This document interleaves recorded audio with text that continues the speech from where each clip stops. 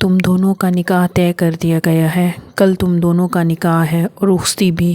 کریم خان فیصلہ کن لہجے میں بولے تو ان کی دونوں بیٹیاں ابریش اور مہرو تڑپ اٹھی تھیں۔ بابا یہ آپ کیا کہہ رہے ہیں؟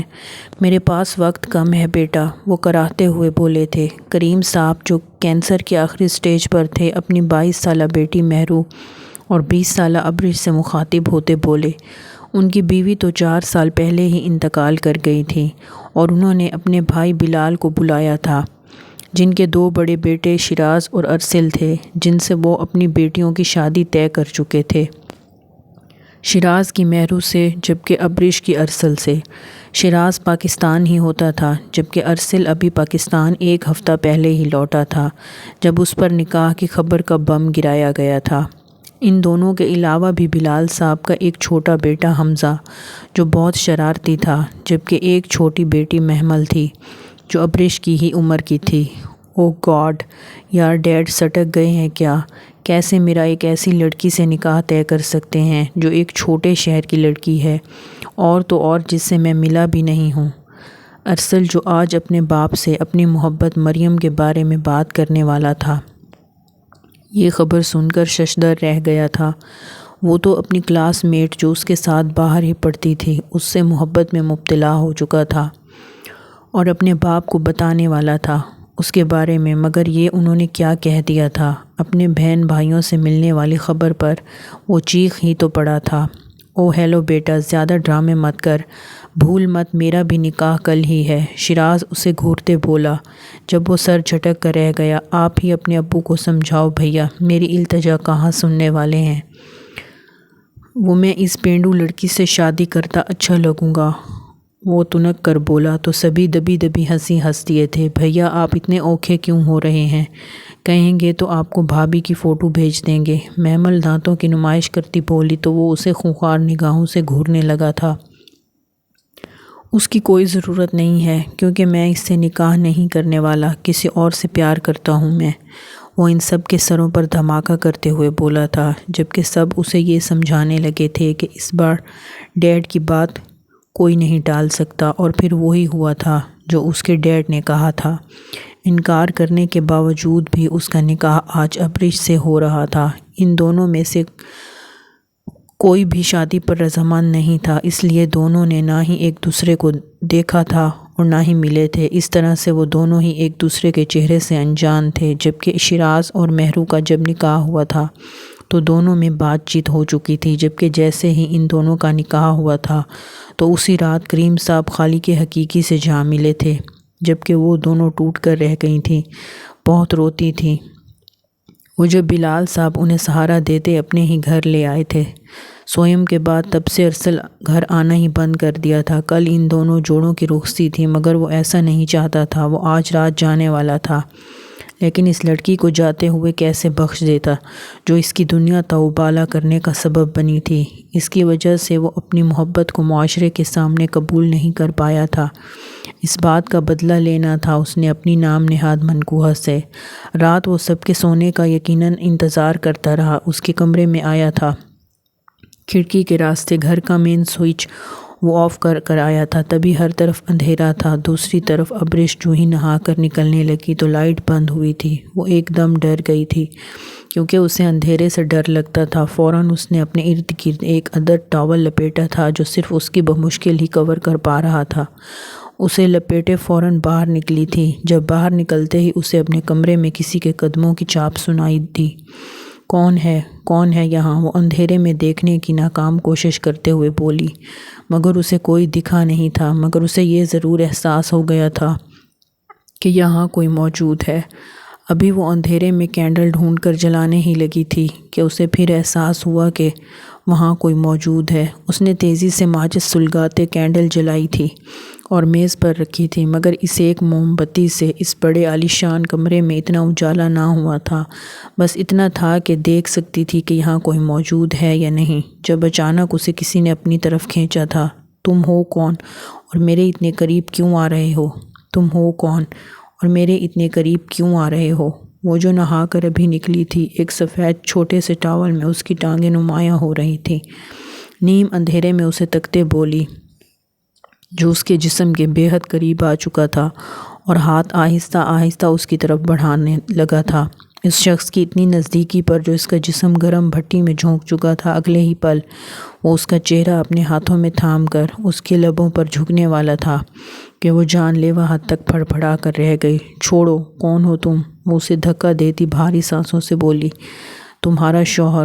تم جھوٹ بول رہے ہو، وہ تو دوسرے شہر میں ہے، تم وہ نہیں ہو سکتے"۔ مگر اگلے ہی پل جواب دیے بغیر وہ اس کا ٹاول کھینچنے لگا تھا، جبکہ اس کی اس حرکت پر وہ شدت سے چلائی جو وہ اس کے منہ پر قفل لگا کر اس کی چیخ اپنے منہ میں دبا گیا تھا۔ "لڑکی، میں تو تم سے محبت بھی نہیں کرتا، صرف تمہاری وجہ سے میں اپنی محبت سے محروم ہو گیا، اور میرے باپ نے زبردستی تم سے شادی کر دی میری، جو میری زندگی میں کوئی حیثیت نہیں رکھتی، لیکن میری زندگی میں زبردستی مداخلت کا کچھ تو بدلہ ادا کرنا پڑے گا"۔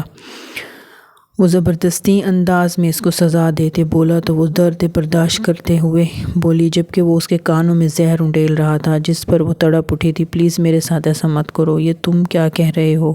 کل ہماری رخصتی ہے، ایسا مت کرو میرے ساتھ"۔ وہ گڑ گڑا رہی تھی، مگر اس پر کسی چیز کا اثر نہیں ہو رہا تھا۔ وہ اس کو اپنی باہوں میں بھرتے اس کے عریاں وجود کو بیڈ پر ڈال چکا تھا۔ وہ اندھیرے میں ہی اس کو دور کرنے کی ناکام کوشش کر رہی تھی، مگر ارسل پر تو بدلہ لینے کا جنون سوار تھا۔ وہ اس کو رونتا جا رہا تھا کہ کبھی اس کی گردن پر نشان ڈالتے تو کبھی اس کے وجود کو اپنی دسترس میں لیتے، کبھی اس کے وجود پر اپنی چھاپ چھوڑتے۔ وہ اس کو بری طرح بھگوڑ چکا تھا۔ "اب تم کسی کو یہ یقین نہیں دلا پاؤ گی کہ میں رات تمہارے قریب آیا تھا، اپنے کردار کا سرٹیفکیٹ تم خود ہی ان لوگوں کو دیتی پھرنا"۔ وہ نفرت بھری نگاہ اس کے وجود پر ڈالتے ہوئے بولا تھا۔ چہرہ وہ اب بھی ابریش کا نہیں دیکھ پایا تھا اندھیرے کے باعث، مگر وہ جو چاہتا تھا وہ پورا ہو چکا تھا۔ "پلیز مت جاؤ، میں سب کو کیا جواب دوں گی"۔ وہ آخری فریاد کرتے ہوئے بولی تھی۔ "یہ تمہیں میری زندگی میں آنے سے پہلے سوچنا چاہیے تھا"۔ مگر وہ ظالم بنا کھڑکی سے باہر کود گیا تھا، جبکہ وہ اپنا بکھرا وجود لیے تڑپ تڑپ کے رونے لگی تھی۔ صبح تک وہ بخار کی بھٹی میں جل رہی تھی، اپنے وجود کو واش روم میں رگڑ رگڑ کر دھوتی۔ وہ اپنے قسمت پر ماتم کناں تھی۔ رات جو اس نے کہا تھا صبح وہ سچ کر دکھایا تھا۔ اس کے دوست نے آ کر ٹکٹ دکھاتے بتایا تھا کہ وہ 2 رات پہلے کا یہ شہر چھوڑ کر باہر جا چکا ہے، جبکہ بلال صاحب غصے سے ادھر ادھر ٹہلنے لگے تھے۔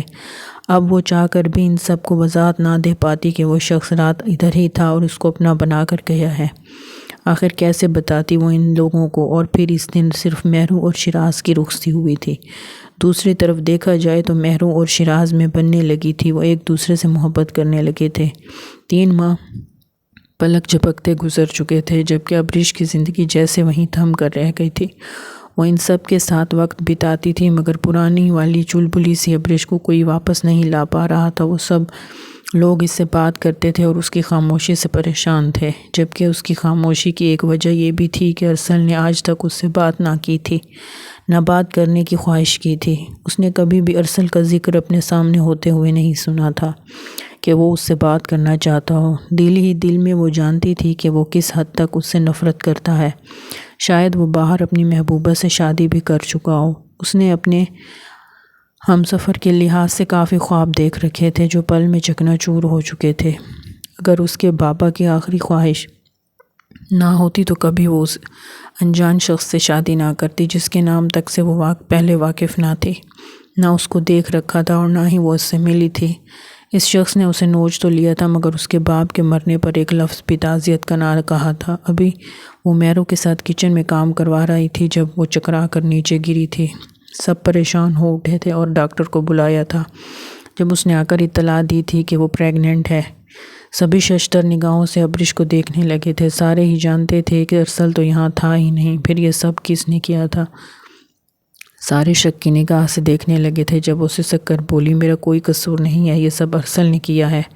اس کی بات کا یقین کم از کم اس کی ساس کو تو نہ آیا تھا، وہ وہاں سے باہر جا چکی تھی۔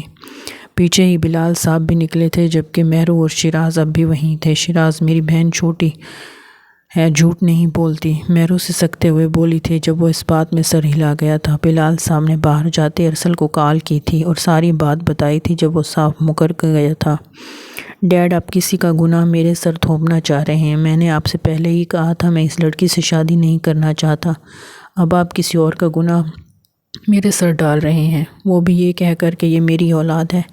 ایسا ممکن ہی نہیں ہے، میں تو وہاں تھا بھی نہیں۔ پھر مجھے کیا پتہ اس نے کس کے ساتھ منہ کالا کیا ہے۔ یہ کہہ کر اس نے اس کی ذات کی دھجیاں اڑا دی تھی۔ اس کی ساس اسے اس گھر سے نکالنا چاہتی تھی، وہ تو بمشکل بلال صاحب اور شیراز نے انہیں روکا تھا۔ اس کی نند بھی اسے ناپسند کرنے لگی تھی۔ یہ بات اس کو اندر ہی اندر کھائے جا رہی تھی۔ اب بس بہت ہو چکا تھا۔ اب بھی رات مہرو اور شیراز کمرے میں بیٹھے تھے جب وہ دستک دیتے اندر داخل ہوئی تھی۔ آپی اور بھائی، میں آپ سے ایک بات کرنا چاہتی ہوں۔ میں جانتی ہوں آپ لوگوں کو میری بات اچھی نہیں لگے گی، لیکن میرے لیے یہ بہت ضروری ہے۔ میں آہستہ آہستہ ڈپریشن کا شکار ہوتی جا رہی ہوں، اس لیے مجھے امید ہے کہ آپ میری بات مانیں گے۔ اس کی اتنی سیریس بات پر وہ دونوں ہی پریشان ہو اٹھے تھے اور اسے اپنے پاس بیٹھنے کو کہا تھا۔ بولو میری جان، کیا بات ہے؟ کیوں خود کو اتنا تھکا رہی ہو؟ اتنا مت سوچا کرو نا، ہمیں یقین ہے تم پر، مہرو اسے پیار سے پچکارتے ہوئے بولی تھی، اپنے گلے لگاتے ہوئے جب وہ نم آنکھوں سے بولی تھی، میں باہر جانا چاہتی ہوں، یہاں کی یادیں میری جان لینے کی درد پر ہیں۔ مجھے ہر وقت بابا کی یاد ستاتی رہتی ہے، اور پھر ایک ایسا وجود جو میرے اندر پل رہا ہے، اسے بچانے کے لیے مجھے باہر جانا ہوگا۔ اگر میں یہاں رہی تو یقیناً اپنے بچے سے بھی ہاتھ دھو بیٹھوں گی۔ وہ آنکھوں میں پختہ ارادہ لیے بولی تھی جب شیراز اسے دیکھ کر رہ گیا تھا اور اسے اندر ہی اندر اپنے بھائی پر غصہ آ رہا تھا۔ وہ جانتا تھا کہ ابریش سچ کہہ رہی ہے، کیونکہ اس نے بارہا سب کو بتانے کی کوشش کی تھی کہ وہ کسی اور سے محبت کرتا تھا۔ ایسے میں وہ اپنے بھائی سے ایسے ہی امید رکھتا تھا، اس لیے وہ ابریش کا پورا ساتھ دے رہا تھا کہ اس کی ڈیلیوری میں ابھی 7 ماہ باقی تھے۔ تبھی وہ چاہتا تھا کہ وہ باہر رہے اور باہر ہی اپنی اولاد کو جنم دے۔ تبھی وہ اس کا پورا ساتھ دینے کا سوچ چکا تھا، مگر اگلے ہی پل کچھ سوچ کر اس کے لبوں پر مسکراہٹ جھلکی تھی۔ ٹھیک ہے، تم باہر جانا چاہتی ہو، میں تمہارا ایڈمیشن کروا دوں گا، مگر اپنے ہی ایک دوست کی جاننے والی یونیورسٹی میں۔ ڈیلیوری کے بعد سٹیبل ہوتے ہی تم اپنی اسٹڈی جوائن کرو گی۔ بولو تمہیں تو کوئی اعتراض نہیں ہے نا؟ اس کی بات پر وہ فوراً نفی میں سر ہلا کر رہ گئی۔ نہیں، مجھے کوئی اعتراض نہیں ہے، میں بس یہاں سے باہر جانا چاہتی ہوں۔ ٹھیک ہے، اپنی تیاری کر لو، میں اسی ہفتے تمہارا باہر ایڈمیشن کرواؤں دوں گا۔ وہ اس کے سر پر ہاتھ کر پھیرتے ہوئے بولا تھا، جس پر وہ تشکر سے نم آنکھیں لیے اسے دیکھنے لگ گئی تھی۔ تھینک یو بھائی۔ ارے شکریہ کی کوئی بات نہیں ہے، وہ اسے پچکارتے ہوئے بولا۔ جب اس کے جانے کے بعد مہرو کچھ اداس نظر آنے لگی تھی، جب وہ ایک دم اسے اپنی گرفت میں لیتے ہوئے بولا تھا، اتنی دیر سے تم میرے سے پیچھا چھڑا کر بھاگ رہی ہو بیگم، مگر اب میں تمہاری جان بخشی کرنے کا ارادہ نہیں رکھتا۔ مہرو جو 4 ماہ سے اس سے یہ کہہ کر وقت لیتی آئی تھی کہ ابھی وہ اس سب کے لیے راضی نہ تھی، اس کے ایک دم خود کو قابو کرنے پر بوکھلا کر رہ گئی تھی اور دور ہونے لگی تھی۔ میں اب بھی تیار نہیں ہوں، وہ منمناتے ہوئے بولی تھی جب وہ اس کی ایک بھی سنے بغیر اسے بیڈ پر پٹک چکا تھا۔ جب اچانک شیراز نے اپنے دوسرے ہاتھ سے اس کی کمر کو جکڑا اور ایک جھٹکے سے فاصلے کو مٹا کر اس کے چہرے پر جھک گیا۔ یہ لفظ میں اب دوبارہ سننا نہیں چاہتا بیوی، اس نے سرد سی سرگوشی میں کہتے ہوئے اس کے نیم و حیرت سے کھلے ہونٹوں کو اچانک اپنی گرفت میں لیا۔ مہرو جو آنکھیں میچ کر چلائی تھی، بیڈ پر پٹکے جانے پر اچانک اس غیر متوقع افتاد پر اور نرم گرم شدت سے بھرے لمس کو محسوس کرتے ہوئے اچھلی جیسے انگاروں نے چھو لیا ہو اور پٹ سے آنکھیں پھیلا گئیں، جبکہ شیراز کو خود پہ جھکے ہوئے وہ انکار کرنا چاہتی تھی۔ اس رات کے اسی لمحے سے تو ڈر تھا مہرو کو، کیونکہ اسے اندازہ تھا کہ وہ شیراز کی شدتیں جھیل نہیں پائے گی۔ تبھی وہ اس کے جذبات کا اظہار کرنے پر بھی ہمیشہ باندھتی آئی تھی۔ وہ آج بھی جب وہ انکار کرنے لگی تو اس کی بے تابیاں دیکھ کے وہ اپنے ہونٹوں کو حرکت دینے میں ناکام ہوئی تھی۔ شیراز کی مضبوط انگلیاں اس کی جلد میں دھنس چکی تھیں اور درد سے اس کی آنکھوں میں نمی آ گئی تھی۔ اس کا یہ قاتلانہ انداز اس کی جان پر بن گیا تھا۔ وہ بے قابو ہو رہا تھا، کیونکہ کب سے تو وہ اس کے وجود کی تڑپ کے لیے پیاسے کی طرح بہک رہا تھا۔ اس نے مزاحمت کے طور پر اپنے ناخن اسے چبوئے، مگر شیراز پر تو جیسے الٹا ہی اثر ہوا تھا۔ مہرو جانا، آج تو رہائی ناممکن ہے، مجھ سے بار بار دور جا کر خود کو مت تھکاؤ، کیونکہ آج شیراز اپنی بے قراریوں کا حساب تم سے بے باک کر کے رہے گا۔ وہ اس کی شدتوں سے نڈھال ہوتی خود کو چھڑوانے کے لیے مزاحمت کرنے لگی تھی، مگر شیراز نے مہرو کی کمر میں بازو حمائل کرتے اسے اپنے سینے میں بھیج کر گردن کی شہرک کو انگوٹھے سے سہلایا۔ صرف مجھ پر دھیان دو اور میری قربت پر محرو جانا۔ شیراز کی یہ سلگتی سرگوشیاں محرو کے انگ انگ کو جھلسانے لگیں۔ وہ اس کے کندھے پر موکے مارنے لگی، جبکہ اب اس کا زوروں سے دھک دھک کر رہا تھا دل۔ رونگٹے تو اس کے تب کھڑے ہوئے جب اپنی کمر کے گرد لپٹے ہوئے اس کے ہاتھ کی انگلیاں اس کی کمر پر رینگنے لگیں۔ اس کے اس عمل سے محرو کا دل اچھل کر حلق میں آ گیا تھا۔ اس نے بے ساختہ اس کی شرٹ کو مٹھیوں میں پکڑا، جھنجھوڑا۔ تبھی شیراز نے اس کے چہرے کو ٹھوڑی سے تھام کر ایک بھاری دہکتی گرم سانس اس کے چہرے پر چھوڑی اور اس کی آنکھوں پر ہاتھ پھیرا۔ اس کی اچانک اس حرکت پر محرو کے منہ سے گھٹی گھٹی سی سسکاری نکلی اور بھگلا کر اس کے سینے پہ ہاتھ رکھ گئی۔ محرو کی سانسیں شیراز کی دھڑکنوں میں الجھ سی گئی تھیں، اور پھر وہ دھیرے دھیرے اس کے قریب ہوتا اسے اپنی محبت سے روشناس کروا گیا تھا۔ پلیز شیراز اس کی آنکھوں میں خماری تھی جن پر وہ اپنے سلگتے لب رکھ گیا تھا۔ رات آہستہ آہستہ سرک رہی تھی اور وہ اسے اپنی محبت کا احساس دلا رہا تھا کہ صبح جا کر اس نے اس کی جان کی خلاصی کی تھی۔ صبح جب محمل انہیں بلانے آئی تو وہ تھکن سے چور بدن لیے سوئی اپنی معصوم بیوی کو دیکھنے لگا تھا، جس کو ابھی تھوڑی دیر پہلے ہی تو بخشا تھا اس نے۔ تم جاؤ محمل، وہ ابھی سو رہی ہے، میں آتا ہوں۔ دوپہر کو جب وہ نیچے آئی تو سب معنی خیزی سے اسے دیکھنے لگے تھے، جس پر اس کا چہرہ شرم سے سرخ پڑ چکا تھا، اور وہ توبہ توبہ کرنے لگی تھی کہ آئندہ وہ شیراز کی بات کبھی نہیں مانے گی، اور اسے گھور کر دیکھتے ہوئے پاس ہی بیٹھ گئی تھی۔ بھابھی، طبیعت تو ٹھیک ہے آپ کی؟ آپ کچھ نہ کچھ زیادہ وقت نہیں لگ دیا، محمل اس کو ٹھوکا دیتے بولی تھی، جس پر وہ آنکھیں نکال کر اسے دیکھنے لگی تھی۔ محمل محرو سے گرجتی آواز میں بولی جب وہ دانت نکالنے لگی تھی۔ جیسے ہی ابریش وہاں آئی تھی محمل کی ہنسی بند ہوئی تھی۔ تم یہاں کیوں آئی ہو لڑکی؟ شمیم بیگم حقارت سے بولی تھی جب وہ اپنی آنکھیں میچ کر رہ گئی تھی۔ ان کے اس لہجے پر تکلیف تو محرو کو بھی ہوئی تھی، مگر وہ سر جھکا گئی تھی۔ ابریش، تمہاری ٹکٹ بک ہو چکی ہے، شیراز نے وہاں آتے اطلاع دیتے کہا۔ جب محمل حیرانی سے اسے دیکھنے لگی تھی۔ بھائی، آپ اس کو کہاں بھیج رہے ہیں؟ وہ تنقیدی نگاہ سے اسے بولی۔ جہاں بھی بھیج رہا ہوں تم سے مطلب، تم لوگوں سے تو دور ہی بھیج رہا ہوں، کیونکہ آپ لوگ چاہتے ہی نہیں ہیں کہ یہ معصوم یہاں رہے۔ اس پر تو الزام لگا کر آپ نے اس کی بدکردار ثابت کر ہی دیا، اور یہ سب آپ کے بیٹے کی بدولت ہوا ہے۔ اس لیے وہ کہاں رہتی ہے کہاں نہیں یہ میرا مسئلہ ہے، کیونکہ یہ میری بہن ہے۔ شیراز ان لوگوں کو ٹکا سا جواب دے کر بولا، جس پر شمیم بیگم اپنے ہونٹ میچ کر رہ گئی تھی۔ ان کو یقین نہیں آیا تھا کہ وہ کیسے اس غیر لڑکی کی سائیڈ لے رہا ہے، جبکہ اپنے ہی بھائی پر الزام لگا رہا ہے۔ یہ سب برداشت نہ کرتے ہوئے وہ اندر چلی گئی تھی۔ شیراز کا پورا ساتھ بلال صاحب نے دیا تھا، کیونکہ وہ بھی جانتے تھے کہ ان کا بیٹا ضدی اور سر پھرا ہے۔ یقیناً اس نے ہی ایسا کیا ہوگا۔ انہیں بھی ابریش پر پورا یقین تھا، اور پھر وہ دن بھی آ گیا تھا جس دن انہیں جانا تھا۔ وہ لوگ لندن آ چکے تھے، اور یہاں آ کر شیراز نے اسے ایک فلیٹ کا کمرہ لے دیا تھا، جہاں 2 مسلم لڑکیاں نمل اور امل اور ایک انگریز لڑکی لورین رہتی تھی۔ 1 سال وہ پرائیویٹ اسی اپارٹمنٹ میں پڑھنے والی تھیں، جبکہ 1 سال بعد جب ڈیلیوری ہو جاتی اور اسٹیبل ہو جاتی تو وہ جا کر فزیکلی ان لوگوں کے ساتھ کلاسز جوائن کر سکتی تھی۔ 1 سال پلک جھپکتے گزر چکا تھا جب اس کی ڈیلیوری ہوئی تھی تو شیراز اور بلال صاحب دونوں ہی آئے تھے۔ وہ دونوں بہت خوش تھے، مگر اس بات کا ذکر انہوں نے ارسل سے نہ کیا تھا۔ اب وہ بالکل اسٹیبل تھی۔ اب تو مومن اس کا بیٹا اس کی جان بن گیا تھا، بلکہ تینوں خالائیں بھی اس کو جی جان سے چاہتی تھیں۔ یونیورسٹی سے آتے ہی اس کے ساتھ وقت بتاتی تھی۔ مومن 6 ماہ کا ہو چکا تھا۔ اب شیراز نے اس سے کہا تھا کہ وہ یونیورسٹی جوائن کر لے۔ وہ کرنا تو نہیں چاہتی تھی اتنی جلدی، مگر اس کی پڑھائی کا حرج ہو رہا تھا۔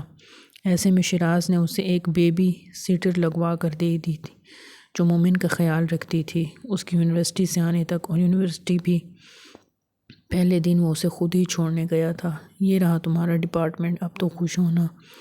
وہ اس کے بال بکھیرتے بولا تو وہ اپنا گول مٹول سفید چہرہ جھٹ ہلا گئی تھی، جو ٹھنڈ سے سرخ پڑ رہا تھا۔ ماں بننے کے بعد سے وہ خوبصورت ہو گئی تھی، یا کم از کم شیراز کو ایسا لگ رہا تھا۔ کوئی بھی پریشانی ہو تو نمل، امل اور لورین کے علاوہ کسی سے مت کہنا، اور یہاں دوست تو بالکل مت بنانا۔ یہاں کے لوگ بہت تیز ترار ہوتے ہیں، کب دھوکہ دے جائیں پتہ ہی نہیں چلتا۔ وہ اسے سمجھاتے بولا، مجھے تو میرا شوہر بھی دھوکہ دے چکا ہے بھیا، کسی غیروں سے کیا گلا۔ وہ کربناک مسکراہٹ لیے بولی تھی جب وہ دونوں اس کا موڈ ہلکا کرنے کو بولی تھی۔ فکر ناٹ بھیا، ہم اس کا خیال رکھیں گے۔ نمل اور امل اس سر دھنتے بولی تو انہیں الوداع کہتے جا چکا تھا، جبکہ اس نے گہرا سانس بھرتے اس یونیورسٹی کو دیکھا تھا جو اس کی زندگی میں نئے رنگ لے کر آنے والی تھی۔ پہلی کلاس لینے کے بعد عمل اس کا ہاتھ کھینچتے اسے کیفے لے آئی تھی۔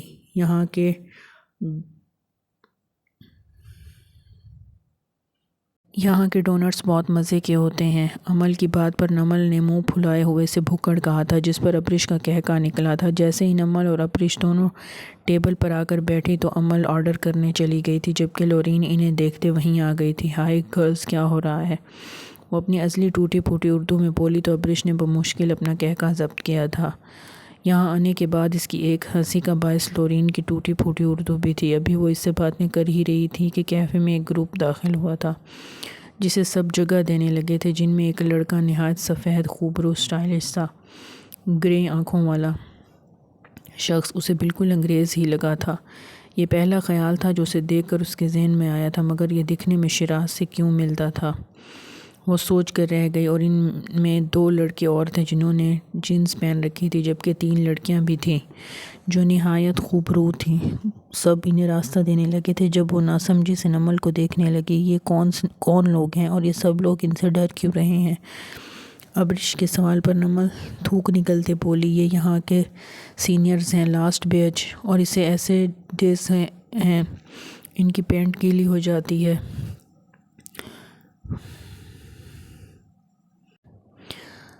اپنے گلے میں مصیبت نہیں ڈال سکتا۔ اس کی بات پر وہ زیرک نگاہوں سے انہیں دیکھنے لگی تھی جو ایک ٹیبل پر بیٹھتے سب کو ڈیرس دینے لگے تھے۔ کوئی کسی کو بے عزتی والا کام بتا رہا تھا تو کوئی کسی کو۔ ایک لڑکے نے تو ایک معصوم چشمش کو ڈرنک میں تھوکتے اسے پینے تک کو کہہ دیا تھا، جس پر ابریش کا دل نہایت خراب ہوا تھا۔ چلو، مجھے یہاں نہیں رکنا، وہ نمل اور لورین کو بولتی کھڑی ہوئی، جب وہ بھی اس کے ساتھ جانے لگی تھی۔ اسے یہ سب پاگل پن دیکھ کر غصہ آ رہا تھا۔ شروع سے ہی تو غصے کی تیز تھی وہ، اس لیے ان سے تلخ کلامی کے بغیر وہاں سے نکلنا چاہتی تھی۔